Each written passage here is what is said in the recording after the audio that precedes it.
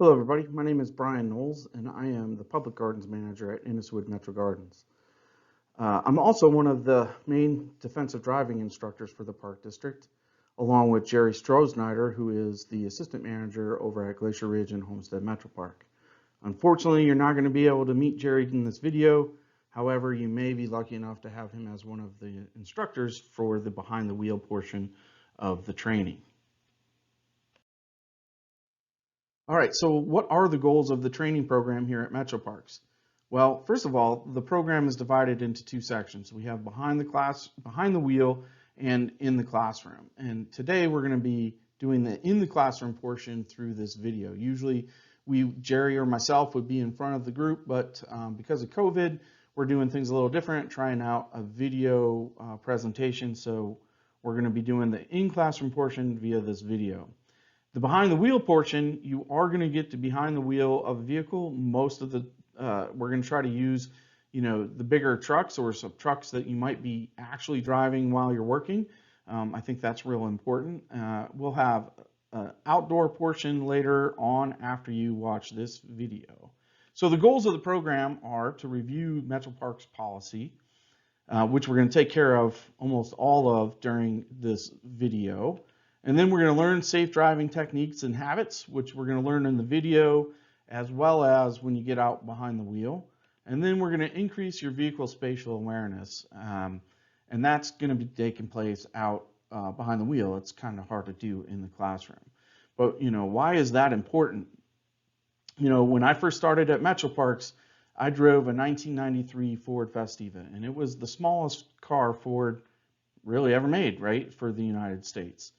My patrol vehicle at Prairie Oaks was a GMC 3500 crew cab extended bed jacked up monster of a truck that I pretty much had to high jump to get up into. I mean, that truck was so big that if I wanted to, I could drive my little Festiva into the bed of the truck and take it home.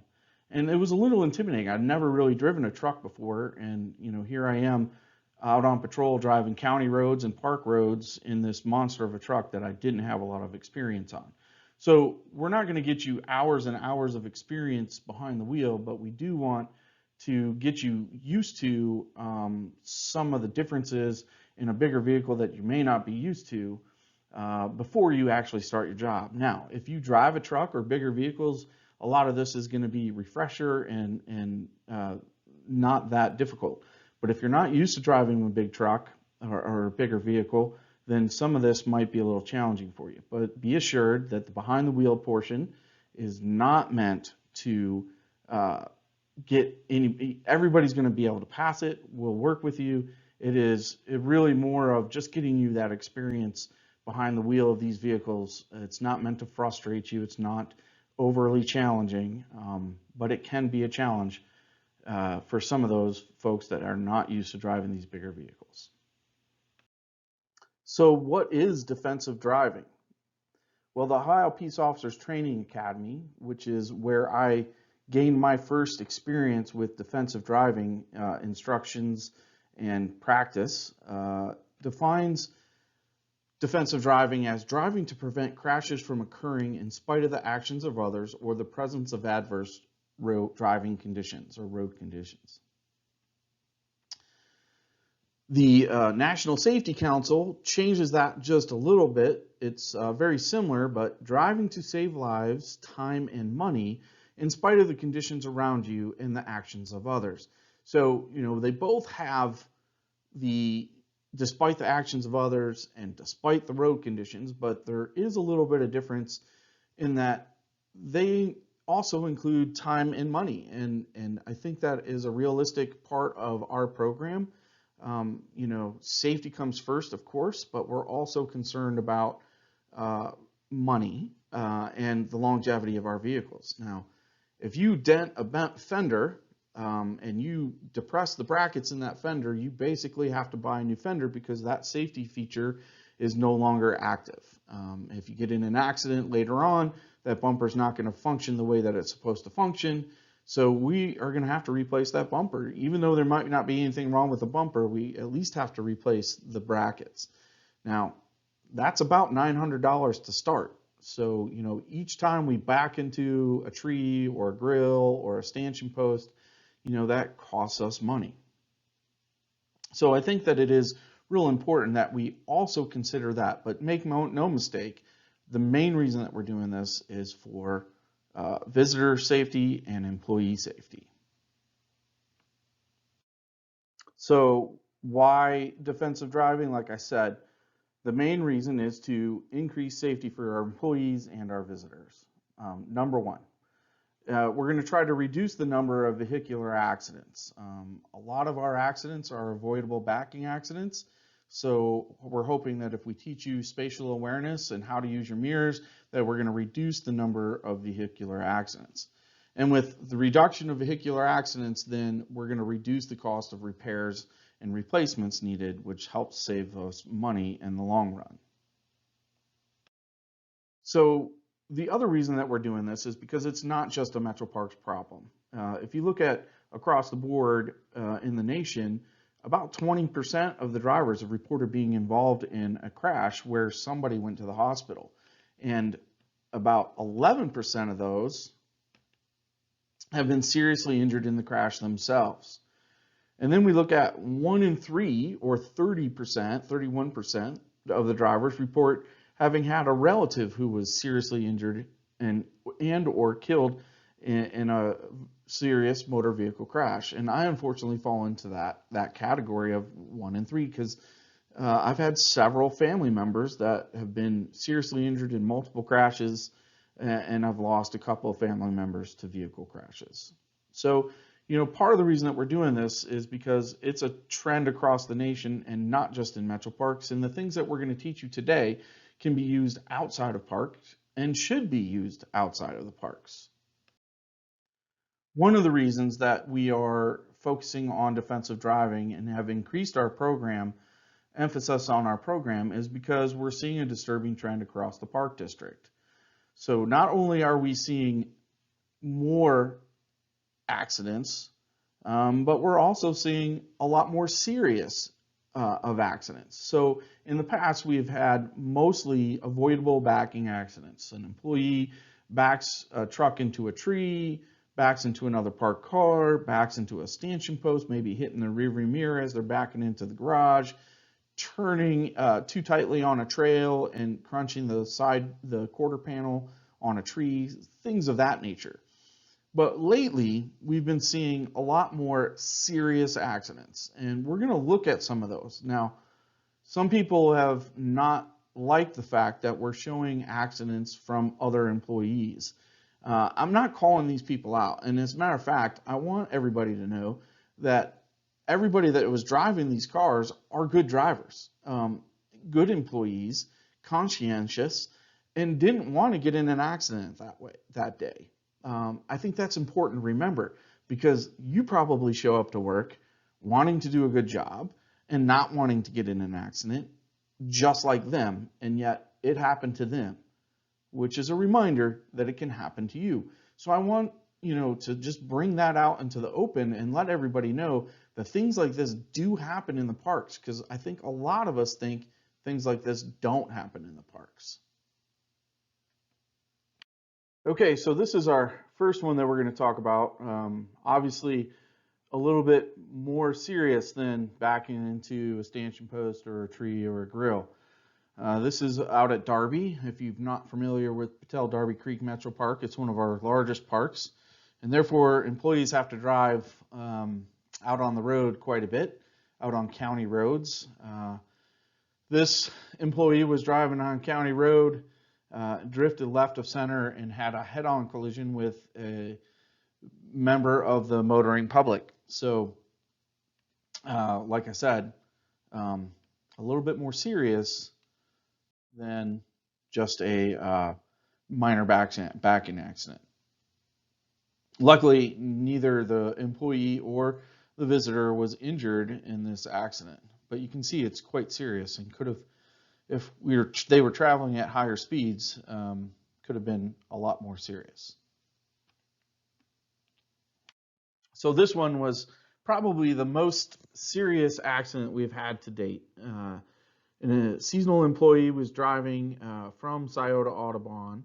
My understanding was on trying to exit from 315 onto 670 or 670 onto 315, was basically on the overpass. Said that the person in front of them came to an abrupt stop where they had to swerve around them. Happened to go in between the only section of that whole area that doesn't have a guardrail. Went in between the guardrail and then off the overpass onto the highway below, about 20 feet, dropped 20 feet off the overpass onto the highway below that was, moving at 65 miles an hour, 55 miles an hour. As you can see, quite serious accident, a lot of damage. Luckily, the Ranger that was driving, first of all, was by themselves, which you'll see here in the next slide, which was real important. Basically, concussion-like symptoms, minor cut on the leg, bumped, bruises, but walked away from this accident. We're very fortunate that it wasn't more serious. And as you can see from this photo, the passenger side of the cab compartment was completely crushed. And if another employee had been in the vehicle with them, more than likely would not have survived. Minor damage to a couple motor vehicles that were on the underpass there. But again, no major damage and no hospitalizations or injuries to any of the motoring public. Here's a close-up view of that front cab area. You can see this truck was obviously totaled.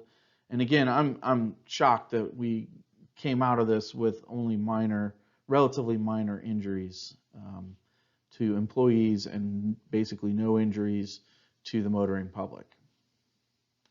So this one is out on Livingston Avenue over at Blacklick. They're coming out of the golf course. Ranger turned in front of a vehicle, which then struck that Ranger. As you can see, damage to the vehicle, the motoring public's vehicle, and damage to our vehicle. Significant damage to both. Luckily, again, no injuries or major injuries in this accident. Another view of the accident, motoring public's vehicle. You can see some severe damage on the front end there. Again, lucky that that's all it was. So like I said before, the disturbing trend in the Park District is that we're seeing more accidents and we're seeing more severe accidents. Luckily, that's not translating right now into more serious injuries, but it does include lost time and lost money. And in 2018, we see that we've lost $60,000 in damages to parked vehicles and equipment. Now, that doesn't include lost wages, that doesn't include damages to citizen property, and it doesn't include medical costs. That's just to repair, replace, fix equipment that was damaged.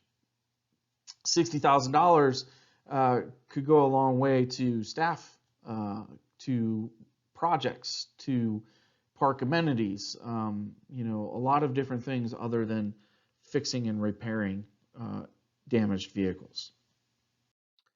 So, in the disturbing trend, I mentioned that we're not really seeing a lot of change in injuries. We're having minor injuries. Most of them are not major. We really haven't had injuries to our visitors. So in 2018, we had no serious injuries to our visitors from our vehicle accidents that we were involved with. But in 2019, we did. We had one serious injury and a person was transported to the hospital. And we're going to talk about that one here. So this is a scene from Scioto Grove. Ranger was traveling from left to right on your screen, was going to turn into that center parking lot area there. The bicyclist was traveling from right to left on your screen in their lane. Ranger was in his lane. Ranger did not see that cyclist. Now, the Ranger did admit that he was looking down at his phone. Um, so there was some distracted driving going on, and then looked up, didn't see anybody, said that the cyclist must have been in the A pillar. And if you're not familiar with what the A pillar is, the A pillar is that piece of metal right here uh, along the windshield and the door. And while, it's not very big, depending on the distance, people, pedestrians, vehicles can disappear for moments or milliseconds in that A pillar. The difference being, if you're paying attention to the driving instead of the phone, you're more than likely going to pick that person up before you turn and strike them. And that is what happened here. The Ranger did turn into the cyclist, and you can see the damage to the bicycle, and there was a squad called, and the person did end up having to go to the hospital. Now, they had to have knee surgery. While that's not necessarily life-threatening, that could be life-changing. And they shouldn't have to go through the pain and the time for rehabilitation and operation and all that other things because we weren't paying attention. So we've gotten through what defensive driving is, and we've gone into why we're doing defensive driving. And now we're actually going to get into some of the meat of the program, and we're going to talk about our policy, our distracted driving policy. So our distracted driving policy says we're going to use best practices, and we're going to talk about those best practices today, but they include refrain from multitasking. Now, I want to say that most of us, while we're driving at work, we are, by the nature of our jobs, multitasking. For example, a ranger that is out on patrol while driving is also multitasking because they are they're paying attention to more than just just the driving. We're having to answer radios and things like that. We're looking in areas where we're not driving, looking to see if there's rule violations or safety infractions or anything like that. And the same goes with pretty much all of our employees. So, by the nature of our jobs, we're already multitasking, and there's absolutely no reason that we should be adding to that multitasking by doing some of the following things. Using wireless devices to text, speak, compose, read, or send electronic messages. And just because you're not texting doesn't mean you can use your phone, right? If you're on Facebook, it's the same thing. So don't watch videos, don't operate laptops, portable devices, GPS devices while you're driving. Don't put on makeup, shave, eat, that sort of thing in the truck. We shouldn't be eating in our patrol vehicle or our park vehicles while we're working, unless we're stationary and on break and out of the view of the public anyway. All of these things make sense, right? And some people kind of laugh at the whole makeup and shaving and eating things, but I'm sure we could all tell stories of what we've seen on the highways. I've seen, people reading the newspaper doing 70 miles an hour down I-75. I've seen people putting on makeup. I've seen people using an electric shaver. All those types of things do happen, and they may not be happening in the park, or we may not be doing them in the park, but other people might be doing it in the park. So, you got to be paying attention to that. So continuing on with using the best practices, use a safe location to pull over to perform any duties that may take your attention away. So if you have a cell phone call from a visitor, like our park cell phone, pull over to answer the phone. If you have to write in your log, pull over to write in your log. Don't be doing that while we're driving. Use the safety features installed in the vehicle. Now, what are some of those safety features? Turn signals are a big one. Seatbelt is another big one, and we're going to talk about the seatbelt use later on in the program. But set the example for our visitors. So use your seatbelt and your turn signals. Complete a pre-operation safety check and documentation. So you should be doing a walk around of your vehicle to make sure that everything is in order and safe. And we'll talk about that later on as well. If you have a passenger in the vehicle, make sure that the passenger is the one that is answering the phone, answering the radio, operating the MDT, whatever it might be, reading the manual on some piece of equipment that you're about to go operate, whatever it is, driver's not doing that, passenger is doing that. And then here it is in all caps in bold, texting and driving operating equipment is prohibited. You cannot text and drive. If you get caught texting and driving, you can lose your job for that. So do not text and drive. We do have some CDL drivers in the Park District, and the federal law has already been including the texting and driving information in the rules and laws. So this is nothing new for our CDL drivers, but we do want to review it. Commercial motor vehicles are covered under the Federal Motor Carrier Safety Administration rules, which specifically prohibit commercial vehicle drivers from texting or using handheld mobile devices while operating their vehicles. Our defensive driving policy does talk about what happens if you get in an accident. So if you're in a work-related accident, there will be an AIP, or accident investigation program. There will be an AIP investigation initiated, and that investigation will include, if the driver was texting, driving, or operating the vehicle in a distracted manner. If determined to be distracted, it will be considered an at-fault accident, and discipline will be administered up to and including termination of employment. Like I said, if you get caught texting and driving, or being distracted while you're driving, you can lose your job. Our distracted driving policy does include emergency exemptions. We do have law enforcement officers that are responding to situations, and other park staff that may be responding to emergency situations. So there are exemptions in place for those types of things.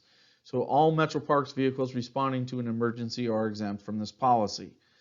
Using a handheld mobile phone radio is permissible by emergency response personnel when necessary to communicate with law enforcement officials or other agency responders. So violations of the distracted driving policy. We both, employees and supervisors, play a role in policy compliance. If you, first of all, don't do it yourself. Set the example for other members of your team, right? So that's the one way that you can do that. But you also need to, let the supervisor know if you're seeing something that's unsafe. And if it's your supervisor, then let their supervisor know that you're seeing your supervisor do something that's unsafe. Supervisors should continually discuss policy and its importance. So as a supervisor, when there is an accident, motor vehicle accident, or violation of policy, I take that time with my staff during a staff meeting to review what happened, why it can't happen, the outcome of those things, what we can do different, what we can do better, right? So we should be continually talking about the policy and its importance. I also talk about distracted driving, when nothing has happened. Just as a reminder, every now and then, during a staff meeting, we'll talk about things that we should be doing and things that we shouldn't be doing. Supervisors should hold employees accountable for violations. If we see you using your phone, expect to be disciplined. If we see you eating while you're driving, expect to be disciplined. It is our job to make sure that our policies are being enforced, and especially for the safety of our visitors and our employees. And employees found in violation of the policy, are subject to discipline up into including termination, like we've said all along. So that was a review of our distracted driving policy. That policy can be found on the MetroLink. And if you have any questions about that, feel free to ask anyone from HR that's with you today, or your defensive driving instructor, or your manager when you get back to the park that you're assigned to. And now we're going to move into just a quick review of the Metro Parks driving standards, because a lot of people aren't aware that Metro Parks actually has a driving standard that you have to meet in order to be able to drive our vehicles. Pretty straightforward stuff. You have to have an Ohio driver's license. Actually, you just have to have a valid driver's license from a state in the United States. It doesn't have to be an Ohio driver's license. We do get students driving, from other states, going to college in other states, come and work for us for the summer. They are not required to go get an Ohio driver's license. You just have to have a valid driver's license from the state in the United States. Must have a driving record complying with the standards of Metro Parks insurance carrier. If you can't be insured, then you can't drive. Your driving record will be reviewed at the time of employment and any time thereafter. That's done by the insurance company, and it can be done by at our request as well. They can check it at any time they want, and we can ask to have it checked anytime that we want. Employees must immediately report an accumulation of 4 or more points to HR. So if you have 4 points on your license, you need to get that information to HR. Loss of license, suspended license may be grounds for termination if operating a vehicle is required by your job. It's hard for a ranger to go on patrol without being able to drive one of our vehicles. The following violations will constitute grounds for discontinuation of driving privileges and or termination of employment.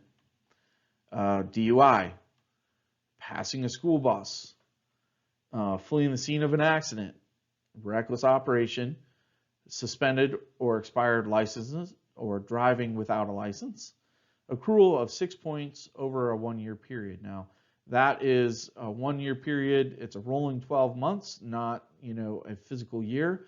And the reason for that is you will not meet the Metro Parks driving standards because you will not be able to be insured if you have 6 points or more over a year. Our driving standards also include mandatory training. What we did when we stepped up our training, all current employees went through a 4-hour indoor defensive driving session, the classroom, the video that you're watching today. And then all new hires from that point forward go through the 4-hour indoor or classroom portion and then 4 hours behind the wheel portion of our training. And this includes all seasonals and camp counselors, part-time employees, full-time employees. They eventually go through all of the training. A seasonal employee must drive with a full-time employee present during the first week at their park to demonstrate they understand safe driving practices. So not only are we giving you the chance to experience driving the vehicle before you get to the park and before you really start working, but your supervisors or your other employees are going to make sure that you understand and are capable of driving our bigger vehicles or any of our vehicles in a safe manner before you get to do that on your own. And then anybody that we feel doesn't meet those requirements or isn't safe enough, then we may have them go through remedial training. Or if people get in an accident, they may have to go through the training again as remedial training. As much as we like, not to have any accidents, accidents can occur and do occur in the park district. So we want you to be aware of what's going to happen or what you should do if you get involved in an accident. So the first thing you do, no matter what, is make sure that everybody's okay.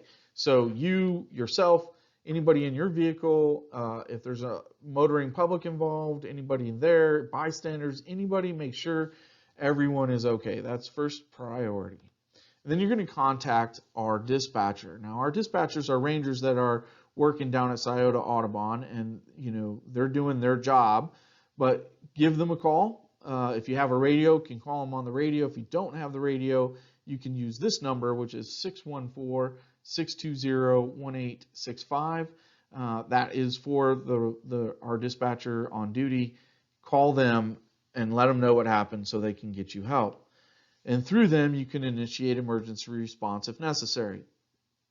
So if somebody needs to be checked out, somebody's complaining of pain, somebody's obviously injured, make sure that you pass that information on to the dispatcher, who can contact emergency response personnel to get the appropriate people there.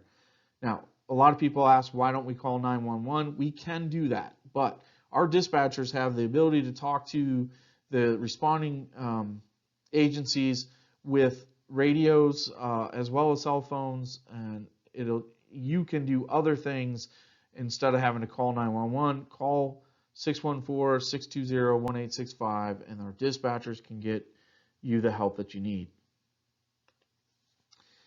If you can do so safely, move the vehicles out of traffic. And this is really important. We're going to watch a couple of videos here in a little bit. You don't want to stay in traffic, right? That's just asking for more trouble. So if you can move the vehicles out of traffic into a parking lot, off onto the side of the road, shoulder of the road, then let's do that.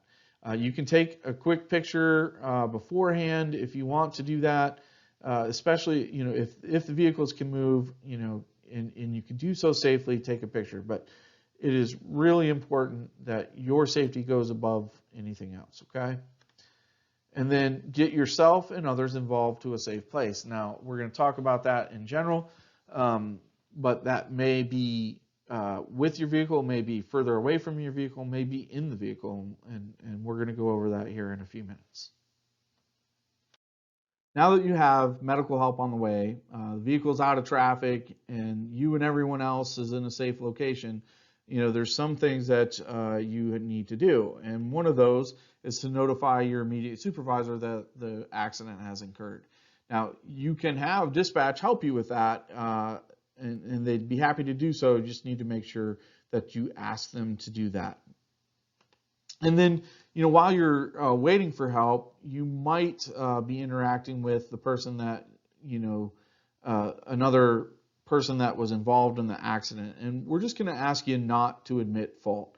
I'm not saying not to be concerned. I want you to be concerned, but just don't admit fault. Don't say something like, I'm sorry, it's all my fault. Oh, I shouldn't have done that. That's my fault. Are you okay is great. Just don't admit fault. And the reason being is there might be things going on other than your driving or what happened to make it not your fault, even when you think that it is. So that just complicates things down the road if you admit fault. Now, if it happens, if you admit fault, it's not the end of the world, but just try not to admit fault while you're waiting for people to arrive and help. And then you're just going to wait for the ranger or an outside agency, and you're most likely going to get both. If you're outside of the park, your rangers are going to show up and help with logistics of taking care of the vehicles, making sure people get to where they need to be, that sort of thing. But we're also going to call an outside agency, and most of that has to do with being transparent, in that we're not going to investigate something that on ourselves when a member of the public or somebody outside of the park district is involved. And we just want to reassure everybody that that it's transparent and unbiased. Now, this is standard practice throughout all agencies. If there's somebody else involved or property from somebody else involved, an outside agency is going to be called. And that also means that you might get a ticket if you were at fault. And so that has happened with some staff in previous accidents. The reason that we want you to move the vehicle out of traffic is because each freeway traffic crash increases the risk of a secondary crash by 600%. Now, that's a freeway crash, but the same principle can be applied to a side road. If you're out on Schrock Road and you get in an accident and you leave it in Schrock Road, there's a good chance that somebody's not going to see it, somebody's not paying attention, merging, traffic has to merge, those sorts of things can increase the risk of a secondary accident. And that's why we want you to move it out of the way. It's just safer to do so. And we're going to watch a video out of California that demonstrates this principle. And the background on that is there's a van in the left lane of traffic that's broke down or was in an accident. It happens to be in a construction zone, so there's already other distractions going on. there's already reduced lane travel, and now you have a full-size van in against the barrier in one of the lanes of travel, and we're going to see how many different accidents occur because of that one impediment. Now, it's also, important to note that while it is dark outside, which does, contribute to the factors, completely dry roads. So really, this is a matter of speed, darkness, and then, having an accident that's not moved off to the side of the road. Now, I don't know if they'd be able to, but this is a good example of what could happen and why it's important to move vehicles out of an accident. All right, it'll just take a second to get this started.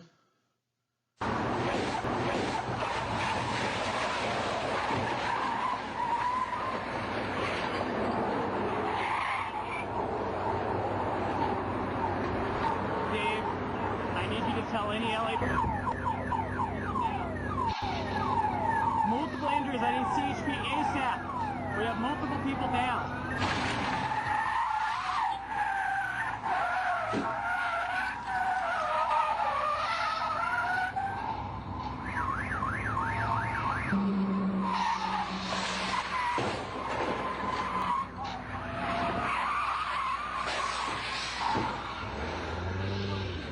Another 5 vehicles involved.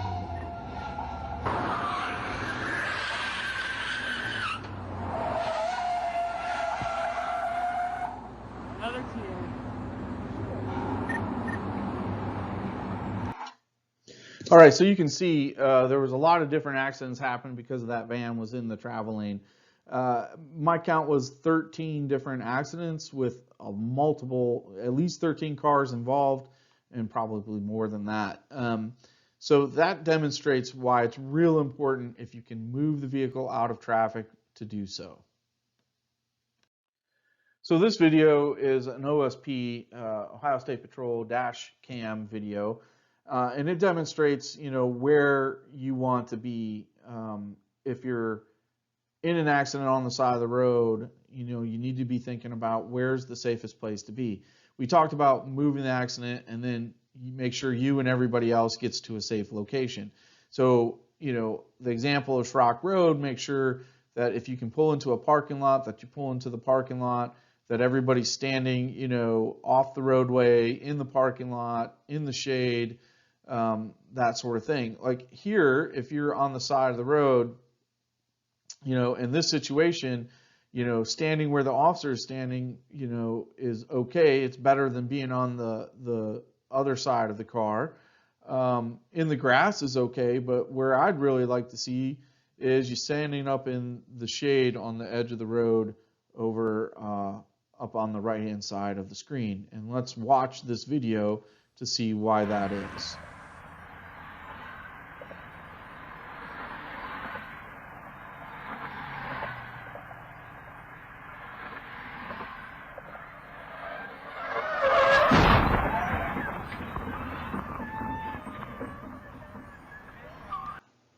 So, as you can see, another driver struck that vehicle. If you were up in the shade away from that vehicle, there would have been no chance or less chance of you being injured in that accident. Now, let's say you can't get out in a safe location. Let's say there's a steep drop-off right there. You can't move the vehicle anywhere else. Where might be the best place to be? Inside that vehicle with your seatbelt on, waiting for help. You notice, yes, the people were struck in that vehicle, but they're wearing their seatbelts and they're okay. Sitting on the trunk of the car, sitting on the hood of the car, leaning up against the car is not the place that you want to be. So think about your safety when you're waiting for those other people to come and help you. Another video from OSP that's going to demonstrate why it would be better to stay in your vehicle than perhaps outside of the vehicle. Now here, if we can get on the other side of the guardrail, that is a great place to be. But if that's a steep drop-off and you can't stand there, you say you were on a bridge or something of that matter, if you can't get off up the road, at the end of the guardrail, in the side of the grass, up the grass, by the tree line is going to be the best place to be if you can make it there. But if you can't, if the car can't go anywhere and you can't be on the other side of the guardrail, then you being in the car is going to be the best place to be, waiting for help in the car with your seatbelt on. Now, this is a little difficult to watch, so I'm just going to warn you that ahead of time. But this is why you don't want to be standing outside of the vehicle if you don't have to be. Don't be leaning on the vehicle. Don't be sitting on the hood of the car or anything like that.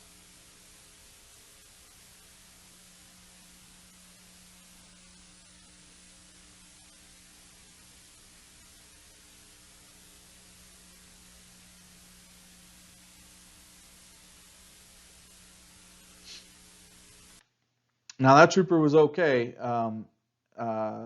He survived that crash, but injured, had severe injuries to the knees. So luckily he was okay. But this is a really good example of why you don't want to be between the guardrail and the car, not leaning up against the car, anything like that. Think about your safety while you're waiting for people to help you out. So what happens after you get in an accident?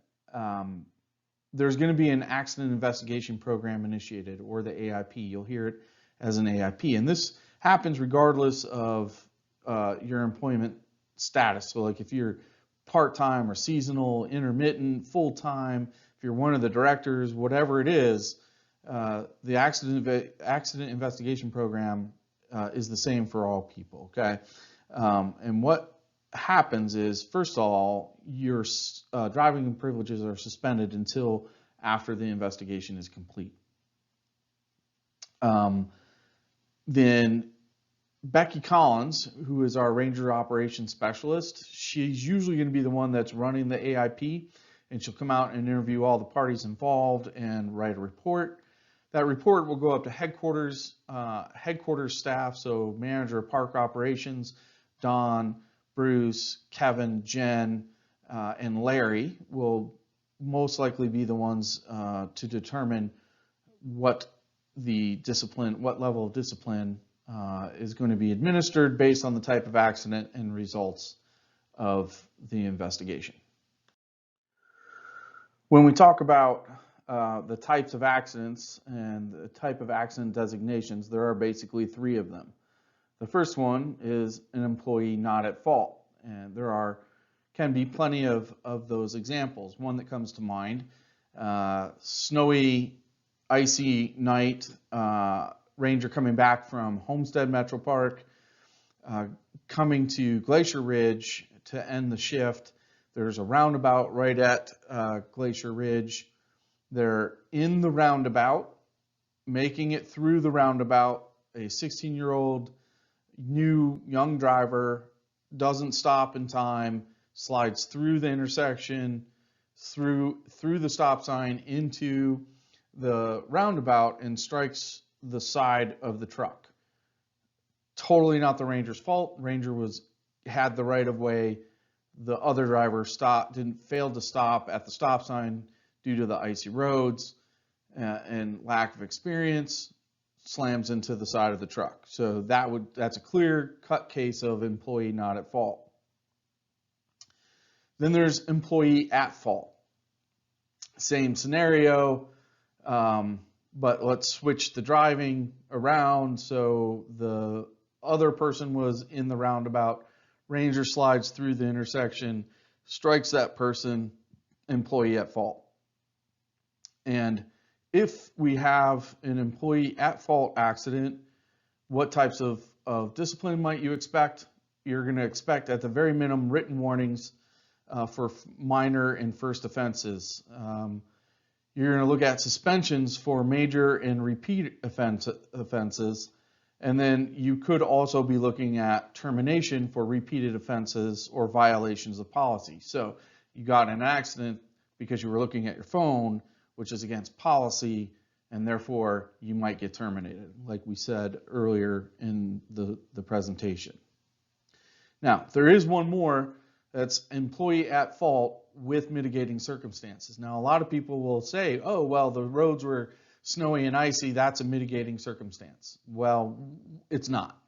If the roads are snowy and icy, then you should be driving with more caution and should have been able to stop at that stop sign. So weather conditions are most likely not going to be a cause for a mitigating circumstance.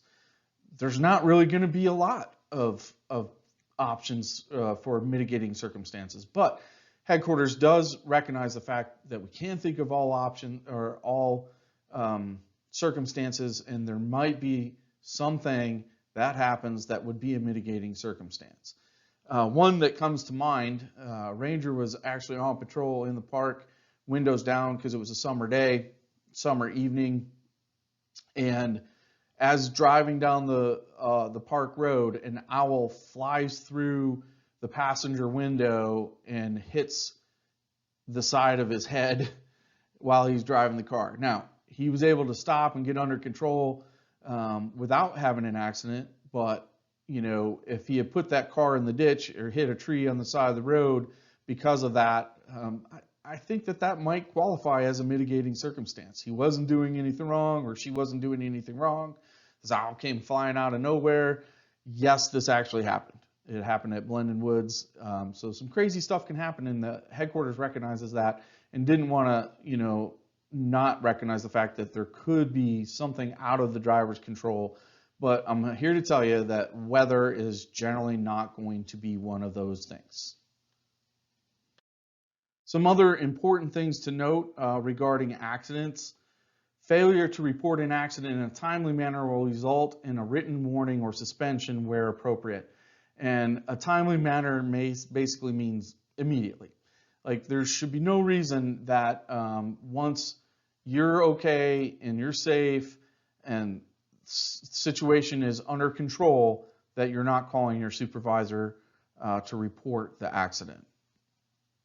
And this is even a minor backing accident. There should be absolutely no reason you can't call or text your supervisor for a minor backing accident while you're on shift. Don't leave a note for the next day. Make sure you contact your immediate supervisor. Seasonal employees will be terminated following an employee at fault accident. So seasonals, listen up. If you want to stay a seasonal employee, be super careful when you're driving. Do not get in an accident. HR may implement post-accident alcohol and drug testing.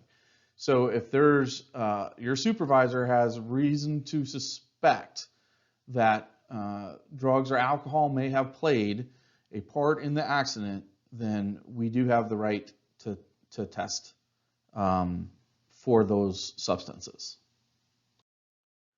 So we've pretty much gone over our policy review section of the training, and we're going to get into the next phase of the training. So this is a good time to take a break if you need to take a break, and then come back to the video and watch the video. We're going to start getting into some best practices and things to remember about defensive driving. Defensive driving actually starts before you even hit the road. And for us, and this really should be you at home too, when you're not at the parks, you should be doing a vehicle check. It helps to reduce the risk of accidents due to equipment failure, and it helps keep the vehicle in a safe operating condition and help in the longevity of the vehicle. So we should be doing a daily walk around of our vehicle before you start your shift. And you're looking for body damage. We're looking for, you'll know after a while that some of our trucks get dinged up and we drive them around dinged up. But what you're doing is looking for any new body damage. And this is two things. It alerts your supervisor that something's wrong with the vehicle, like there's new body damage, but it also is sort of CYA, so you don't get blamed for the body damage when the next person does the walk around. So you do want to make sure that you document any body damage. You're going to make sure that all the lights are working. This is headlights, taillights, turn signals. If you're in a Ranger vehicle, the overhead beacons that they activate. any of the emergency lights, like a flashing yellow light for like a plow truck, anything like that. You're going to look for leaking fluid underneath the vehicle. That's a huge sign that something's wrong and you want to alert somebody, whether it's brake fluid or transmission fluid or oil. You just want to look for any fluids that might be leaking under the vehicle. And make sure that anything in the bed of the truck is secure and not going to blow out. Now, generally, this is not a problem when we're driving within the park because our speed limits are pretty low. But if you happen to be in one of those parks where you have to drive out on county roads like Darby, Prairie Oaks, Pickerington Ponds, maybe Chestnut, then you're going to want to make sure that if you have anything in the back of the truck that it's secure and it's not going to blow out. And we're going to talk about that later on in the discussion a little bit further. You're also going to want to look at tires. You want to make sure that the tread, you have enough tread. That I've seen tires where the radial, the metal part of the tire is actually showing through, and you want to make sure that you have good tires on the vehicle. If you don't have good tires, then you want to let your manager know that you don't have good tires, and then if you're actually seeing metal wearing through the tire, you probably need to tag that vehicle out. And we'll talk about tagging out a vehicle a little bit later on as well. We've talked about our daily check. We should be also doing a weekly check, or every time that we fuel the vehicle, we should be doing these checks. You're going to check the fluid levels and the belts for the alternator, the steering box, hoses, linkages. Now look, I'm not a mechanic. I'm not expecting everybody in the room to be a mechanic. Just look under the hood to make sure that the belts don't look like they're cracking and breaking or fraying. You know, look for oil leaks or things like that that haven't hit the ground but are leaking on the side of the engine or what have you. Springs, mountain shocks. Make sure, you know, just look under the vehicle and make sure that it's all okay. And then make sure that all exterior mirrors, full fuel cap, doors, tailgate, mud flaps, all that stuff is secure to the vehicle. And we should be making sure the rims, tires, lug nuts, all that stuff is also secure. Again, not asking you to be a mechanic, just make sure that nothing looks out of the ordinary. Headlights, taillights, and emergency and amber lights, which we do on a daily basis anyway, so we should be aware of that, but we need to do that when you're also filling up for the you're filling up the truck. And when we're doing vehicle checks on the weekly basis, or when we're fueling up the vehicle, make sure that you look at the stuff inside the vehicle as well, not just outside of the vehicle. So we're going to make sure that our safety belts are functioning properly. We're going to look at our lighting inside and the oil pressure indicators. Any of the gauges, the lighting gauges are, if they're lit up, there's a problem. Make sure you make somebody aware of that. Make sure your amp meter and voltmeter are working. And again, you don't really necessarily need to know what those do. Just make sure that the gauges are all within the normal ranges.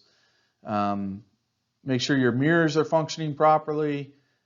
Make sure you can adjust them properly. Make sure the windshield isn't cracked or chipped. Wipers are really important. You don't really realize, you know, what kind of shape they are in until you go to use them.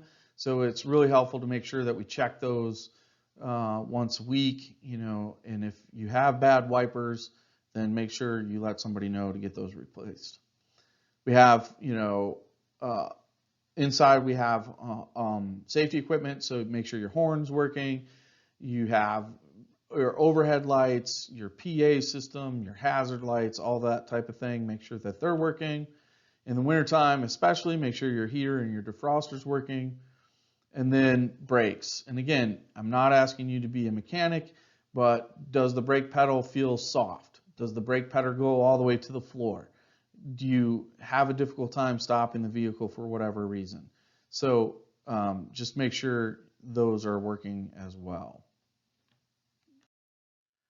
So if you do find something that is not right, or you think may not be right, then make sure you either fix it or you document it to make sure somebody else will fix it down the road. In other words, if you have wiper blades that need to be replaced, and you have wiper blades on hand and you know how to do that, then go ahead and replace the wiper blades. If you don't have them on hand or you don't know how to fix them or replace them, then leave a note for your manager or maintenance to make sure they're aware that they need to be replaced. Don't just ignore an issue. If you find a safety issue, like I said before, where the tires were so bald that the metal was showing through the rubber, then you need to tag it out. And the tag out system, you should have that gone over with you at your park level, but basically what that's going to be, there's going to be a clipboard with a tag out lockout binder, and it'll have a red and white tag on it that says tagged out, safety issue, don't use. There's a variety of different languages that can be there. You're going to put that on the vehicle, so on the steering wheel somewhere prominent where somebody gets in that vehicle, they'll know that it's tagged out. There will be paperwork for you to fill out. You'll complete the necessary thing, and then that alerts maintenance to what the problem is. It'll get addressed. The maintenance person will have fill out the part that it got fixed, but the person who tags it out should also be the person that tags it back in. So you may not fix the problem, but once the problem is fixed, you're really the person that needs to make sure that the problem you were aware of got addressed, and then you can tag it back into service. Once you get to your park, they should explain to you where the lockout tagout binder or board is and go over that process with you. One of the other important things to do prior to actually starting to drive is to make sure that your seat is adjusted properly. And we're going to watch a little video on that. And I know what you're thinking. I can't believe I'm going to have to watch a video on how to adjust my seat. But we are going to watch it. And there's actually a couple really good tips in here. And you won't have to listen to me talk for a few minutes. So that's a bonus too. So, you've got a license. Excellent. And you've got a ride. Even better. But before you do, allow us to give you a few quick tips on the recommended driving position. These recommendations, at the very least, should taper your fatigue and, in extreme cases, avoid unnecessary injuries.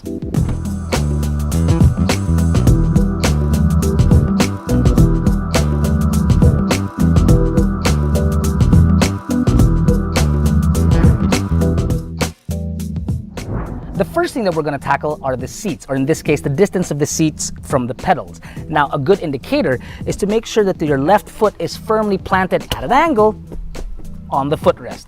For several reasons that is important, such as number one, if you can give 100% on that footrest, that means you can give 100% on the brake pedal, which is very, very important. Number two, in times of hard braking, that left foot will act sort of like an anchor so that when you need to, it'll keep you in place. And number three, at this angle, whether you're driving a Matic or a stick, it will save you strain on your knees. And also, in the extreme cases of an accident, bent limbs are always better than straight limbs. The one thing that drivers do complain about when they get out of the car is that they're so tired. That's because they have the wrong seating position and most of their weight could be on their shoulders, or maybe they're leaning one side on their butt, so that when you get out of the car, you feel so tired. Now, you don't want it too straight up like you're in finishing school, no. And you don't want it laid back as if you're a Vato Loco from East LA, no. What you should be able to do is find a comfortable position with it slightly, just very slightly leaned back so that it relieves the pressure from your lower back. By doing so, you can easily distribute the weight through your entire body while you're seated in a comfortable position where your shoulders can be as close to the backrest as possible. Doing this, when you get out of the car, I guarantee you, you won't feel as tired as you normally do. Next, the steering wheel height. Probably the simplest one of them all. You just gotta make sure that it is at an angle where you can see your instrument cluster clearly and that your view of the road is unimpeded. Next, your hand positions. Now, 10 and 2 were recommended in the past and it's still acceptable till now, but we rather keep our hands at 9 and 3 for several reasons. Number one is so that in an accident, if the airbag does need to deploy, it doesn't hit your arms. It's free to, well, save you. Number two, in that same accident, your hands will then be at a bigger angle, which means no straight limbs, less damage to your body. Number three, it's so that when you are driving in that position, your shoulders are much more relaxed. See the difference? 10 and 2, 9 and 3. Big difference. The 9 and 3 position also puts the steering wheel buttons within your reach. And finally, when you do need to make simple turns, your hands can stay on the steering wheel without being shuffled, because then you can turn the steering wheel just like that. And finally, I know you're itching to go, but lastly, your wrists. They're important, trust me. Make sure that when you put your wrists, they are comfortably rested on top of the steering wheel with your back not leaning way too far from the backrest. Now what this does, it ensures a proper driving position. Magic. What isn't part of our quick tips are seat belts. Because that shouldn't be a recommendation, it is after all the law. Drive intelligently, everyone. I think that the video had a lot of good points when it comes to seat adjustment, proper seat adjustment. The 3 points that I want you to take out of this is make sure that your left foot is able to firmly be planted in the footrest area. Most cars have that in the left side of the car, the driver's compartment area of the car. It's really important to be able to keep you in the seat. It's hard to drive a vehicle when you're not in the driver's seat, and you'll see that in one of our videos later. And then in order to ensure proper seat distance to the steering wheel, so you're not too close to the steering wheel, not too far away from the steering wheel, make sure that your wrists can hang, your hands can hang over the steering wheel, where your wrists are right on the steering wheel when your shoulders are to the back of the seat, on the seat, or close to the seat. This will make sure that when you have your hands in the proper position, that your arms are in the proper position, which reduces the load on your shoulders, and you'll be able to control the vehicle in a much better way, and it's more comfortable for you. If you're more comfortable, then there's less distractions in the car and you can keep your eye on the road better. And then our hand position is no longer 10 and 2, that it's 9 and 3, and most steering wheels of modern cars are designed for a 9 and 3 hand position, so that's the proper hand position we want you to use now. So we're going to watch another video on proper mirror adjustment, and again, I know you're thinking, oh, another video on something that I've been doing for a long time. I can almost guarantee you the majority of people watching this video have their mirrors adjusted incorrectly. And while you can probably get away with it in a small vehicle because your vehicle, the space that your vehicle takes up isn't as great, if you don't have proper mirror adjustments while you're driving a bigger vehicle, driving a truck, it can become critical. So it is important for us to make sure our mirrors are adjusted properly. We're going to watch this video, and as a bonus, you don't have to listen to me talk.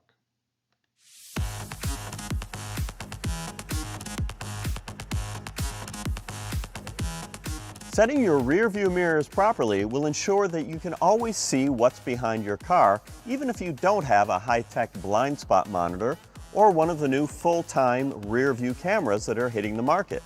Is there really a correct way to position your rear view mirrors? When it comes to side mirrors, the answer is definitely yes. Many drivers will position the side mirror to show an expanse of the side of the car. Why do that? Are you afraid the rear of the car is going to vanish if you don't keep an eye on it? What this does is it limits the field of view of the side mirror. If you tilt the mirror outward, you start to see what it's been missing, such as another car. To position your side mirrors, make sure your driver's seat's where you want it, and then lean a little bit to the left, look out the side mirror, and adjust it so just the very slightest amount of the car is visible on that inside edge. Then lean a little bit to the right and do the same on the right side mirror. What this does is it allows you to see the car if you're backing up or parking just by leaning a little bit. But in most cases, driving straight, you get the full field of view out of both mirrors. With this arrangement, every car behind you, 3 lanes wide, should be visible in at least one mirror. Also, if a car passes you on the right, as soon as it leaves that right side door mirror, it should appear in the window itself. High-tech features are nice, but drivers should always check their blind spots no matter what features they have. And of course, set their mirrors properly to see all there is to see. Once again, it seems like a simple subject, but there's a lot of really good points to that little video on mirror adjustment. Truck mirrors are going to look a little differently than a car mirror setup, and mainly that's because of the height of the vehicle. So in a car, you're sitting low to the ground, you might be able to see from the pavement all the way up to the sky with your mirrors set up. In a truck, there's a good chance that you're not going to be able to see all of that. In order to see the bumper, you're going to have to give up some of the sky, but that's all right because we're not flying in the air, right? And some people will say, well, I don't get to see behind me. Well, that's okay because that's what the rear view mirror is for, not your side mirror. So it is going to take a little bit of time to get used to, but I promise you, this is the best way to set up your mirrors. To reduce blind spots, make sure you can just barely see the side of the car when you slightly lean over when you're backing up or when you're driving forward. That is the best way to do that. Now, some people will even say to adjust it even further out so you don't see any of your car because you know where you're going to be. You know where your car is. But I do like using my mirrors when I am backing up, and I do like to see the side of the vehicle when I'm backing up to give me a reference point to the things that are around me. And then to be able to see obstacles while backing up, especially in trucks, you're going to need to see a portion of the bottom of the bumper. The bumper is what's generally going to run over things or hit things. So you need to be able to see that. When you slightly lean over, see the side of the vehicle, but you also need to see the bottom of that bumper. And that'll be in the very bottom of the inside corner of your mirror. We're going to go over how to set up your mirrors when we do behind the wheel portion in the parking lots. And I'm telling you, if you don't do the mirror adjustment right, then you're not going to be able to do these maneuvers correctly either. They're very dependent on using your mirrors, and the reason that we chose them is because it teaches you how to use your mirrors and the importance of using your mirrors. Okay, we finished up what you need to think about and do before you actually start driving when it comes to defensive driving, and now we're going to get into what are you talking about, what are we doing for defensive driving once we're actually driving. So this might be a good time for you to stop the video, stretch your legs, use the restroom, and then come on back and we'll get started.